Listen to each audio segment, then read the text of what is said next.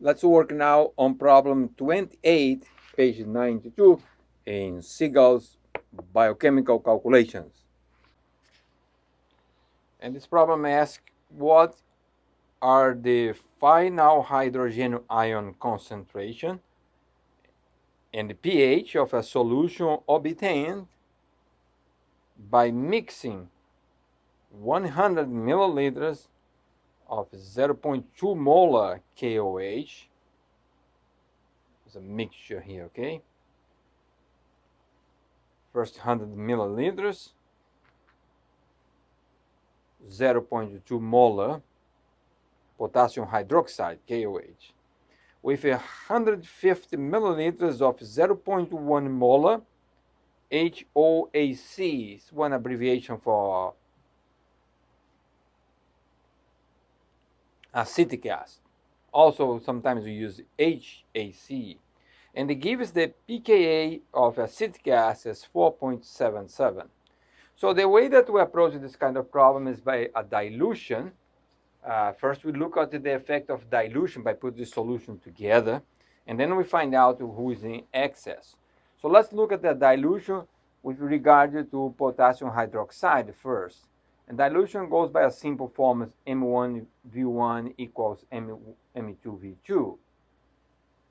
M1V1 equals M2V2, initial and final. Okay. So this is on the basis that the number of moles are not going to change in a dilution. We have 100 milliliters, 0.2 molar. So let's do that, starting here for 0.2 molar times 100 milliliters. You can put in milliliters as long as you use both sides. Now the final volume is a mixture of the two volumes. So 150 plus 150. So MEF, the molarity final, and the final volume is 250 milliliters.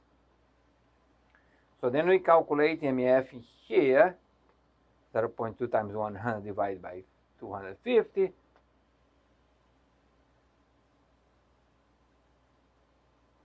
And this is going to give us 0.08 molar of KOH. So if nothing else, if the acetic acid didn't do anything to this solution, at least to dilute the concentration of potassium hydroxide from initially 0.2 to a final of 0.08 molar. Let's do the same thing with acetic acid, and let's use the same abbreviation that Siegel used for this problem, HOAC. So for the dilution for that, again, M1V1 equals M2V2, the form for dilution. And we have the initial molarity was 0.1. The initial volume was 150 milliliters for the case of acetic acid. 0.1 times 150 milliliters, that's the volume of acetic acid. And again, the final volume is the mixture of the two. The final molarity for that, the mixture of the two, 100 plus 100, so 250. And then we calculate the final molarity here, just in case of a dilution. 0.1, 150 divided by 250 is going to give us 0.06 molar. Now, we are going to look at that and see who's in excess, acid or base, okay? Because this is not a problem of dilution, this is a problem also that these things are going to react with each other and neutralize the one in excess. So we have KOH at 0.08 molar, and you have hydroxide at 0.06. So it's not a big deal to see there is an excess of potassium hydroxide here. Okay, potassium hydroxide is in excess, and that is going to be consuming all the acetic acid available, and there still remains some potassium hydroxide. So let's go to the next page and rewrite this thing again so you remember in front of us. KOH was 0.08 molar, and the acetic acid was 0.06 molar.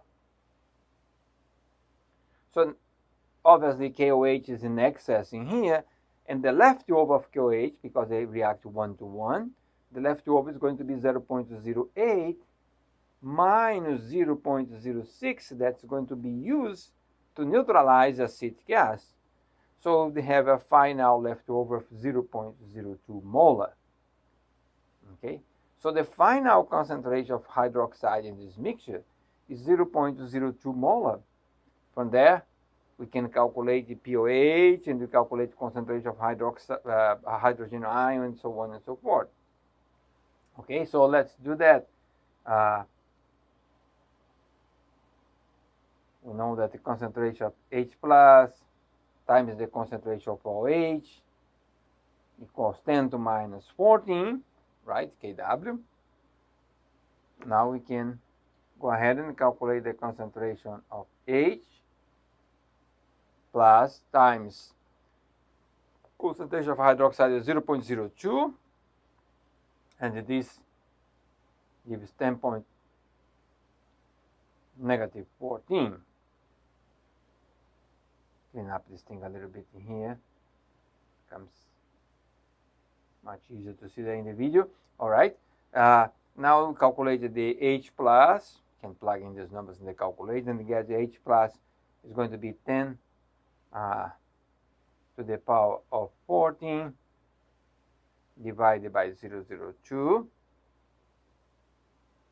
which gives the concentration of protons equal, this gives 5 10 to the power of negative 13. All right, so we have a hydrogen concentration. We can calculate now the pH directly from there. So pH is minus log of the concentration of H plus. pH being equal minus log, by definition, of the concentration of H plus. We have concentration of H plus, so we can calculate pH when you plug in the minus log of 5 10 to the power of negative 3. And the calculator gives a pH 12.3.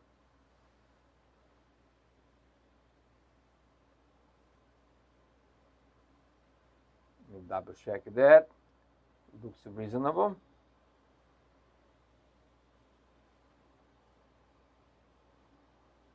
All right, all we do is that we replace H plus by 5 10 to the power of negative 13, and then gets the pH equals 12.3. None of these problems has only one way of solving them. Okay, there are variations and different approaches. Another way of doing that would be, for example, once you know the concentration of OH, you could calculate indirectly the pOH there. So they will minus log of 0.02, which in this case would give pOH equals 1.7. Okay. And when we have the pOH 1.7, we can calculate the pH, because pH plus pOH is 14. So the difference of that would give exactly the same answer. That's 12.3. So there are different solutions for the same problem.